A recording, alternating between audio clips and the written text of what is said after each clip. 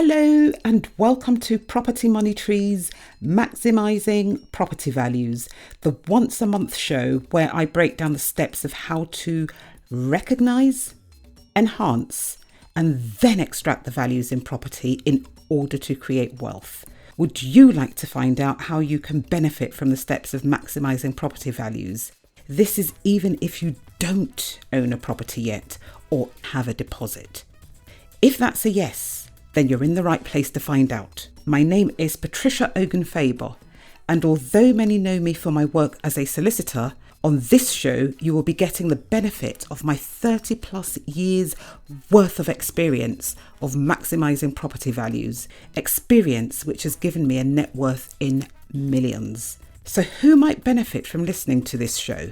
Literally anyone with an interest in creating property wealth. Welcome back. Today, I literally just want to prove to people that you can get a very good deal off of Rightmove or Zoopla or on the market, any of the sales portals.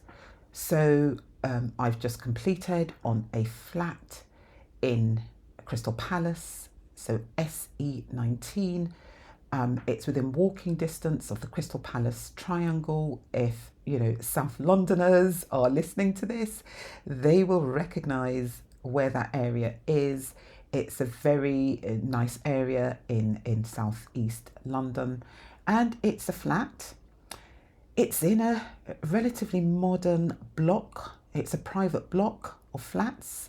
There are actually about 3 or 4 blocks in the development itself, and the blocks belong actually to the trustees.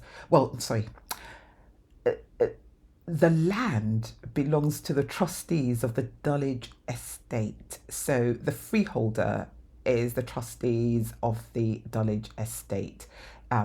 It's in that area. So 1-bedroom flat, but its layout is such that it will just easily lend itself to converting into 2 bedrooms, subject to the freeholder's consent. Quite clearly, literally have just completed and wanted to bring this to you guys, fresh off, what's been going on.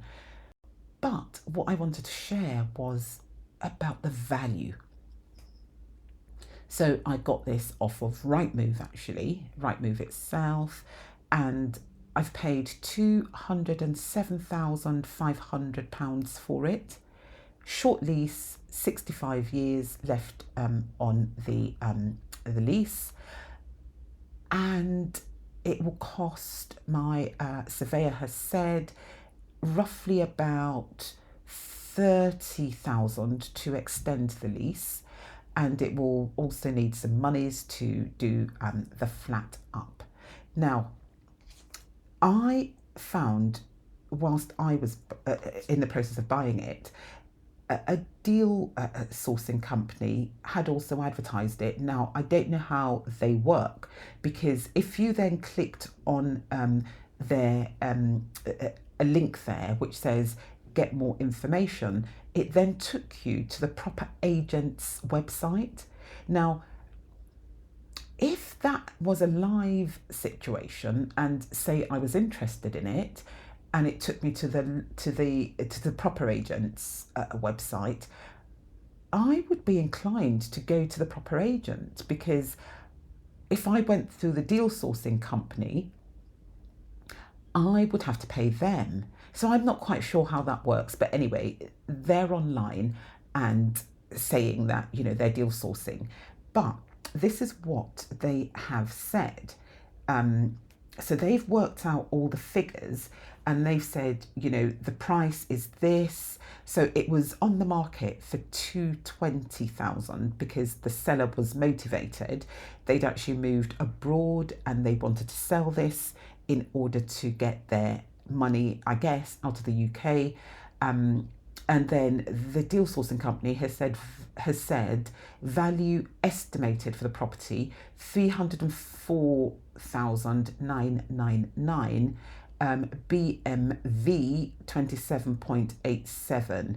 So as you know, actually you might not know, I'm not into BMVs because in chasing BMVs, and I have said it in previous podcasts, and I've said it on Clubhouse as well, people can chase a BMV and miss out on amazing value. So I don't per se look for BMVs. If I get one, all well and good. And if I don't, as long as I've done my figures, as long as I've worked things out, I'm all good. Anyway, so I was clearly all good with this one, and it turns out that this deal sourcing company thinks it's below market value to the tune of 27.87%. So that's nearly 30%. Now, I don't know how much they've looked into the property, to be honest. I have no idea. And it may well be that this is the true value of the property. They've estimated the rent to be £15,324 pounds per annum, which is actually okay. I'm aiming to get a little bit more. Then they've said first year return on investment for rent is going to be 22% of the property purchase costs. So you can see these are not my figures. These are somebody else's figures trying to sell this as a sourcing deal.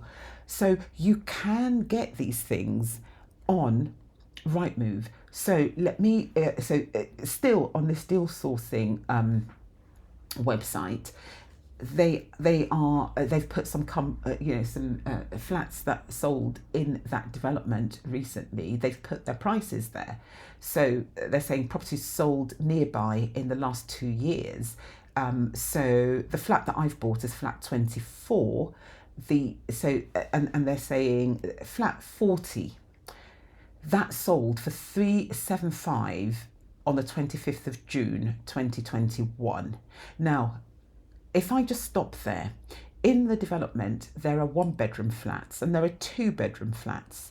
Now, I've gone on to Rightmove to see what type of flat this flat 40 is, and there are no indications. I can't see anything. It's all greyed out, apart from the fact that it did sell in June 2021 for £375,000. But I can only assume that it's sold, but it's a 2-bedroom flat as opposed to a 1-bedroom flat.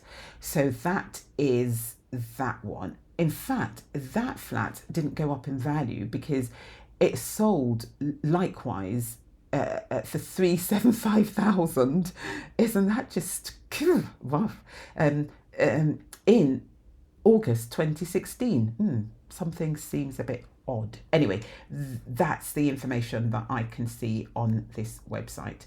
Then there's another flat 46, and that one sold for 332,500 on the 18th of June 2021. Now this sounds more like it would be a 1-bedroom flat, but chances are it's a 1-bedroom flat with a long lease. So again, we have to compare like for like to really get a true and complete picture. And then there is yet a third one that sold for £280,000 on the 16th of May 2021. So now this to me might be more kind of like around the area, but my calculations when I was working things out was that the flats are actually worth about 325. So it's possible that this £280,000 one was also a sale by a motivated seller. Now, chances are this particular flat was also sold with a short lease, but I can't tell because all of the sales information for the flats in that development has been greyed out on Rightmove, and although I searched, I couldn't find any further information. But you can literally just see that, by me paying 207,500, I've got a really good deal. And this good deal, it just, and I suppose, like I say to people, it's not about getting a below market value property. It's more about making sure that you are not overpaying when you buy.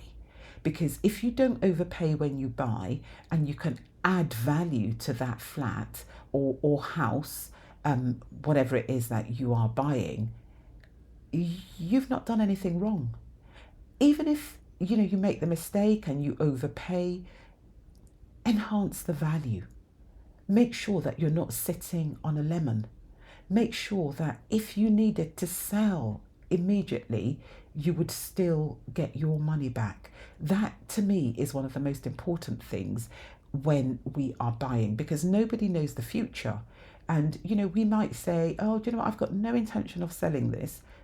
All well and good, but don't rule selling out. Don't rule it out, because you don't know what might be around the corner.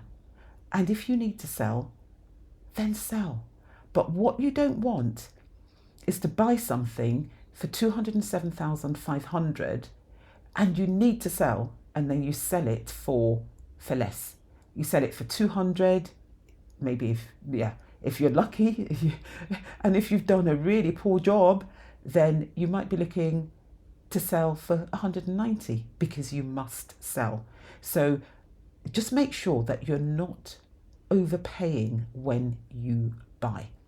So whilst this podcast is not an advert for my workshops, I just think I'll mention, in case there's somebody who's listening who might be interested in knowing how you actually use these selling portals to get yourself a really, really good deal. But this is something that I cover in depth in the Maximising Property Values workshops. I run those twice a year, and you can find details of them if you go to www.propertymoneytree.co.uk and just, have a play around, scroll around. There's a section on workshops, and you can have a look at that and see if you might be interested in it. But you can, just using the selling portals, get yourself a really good deal. Thank you for joining me today, and I hope that at the very least you have found the talk thought-provoking.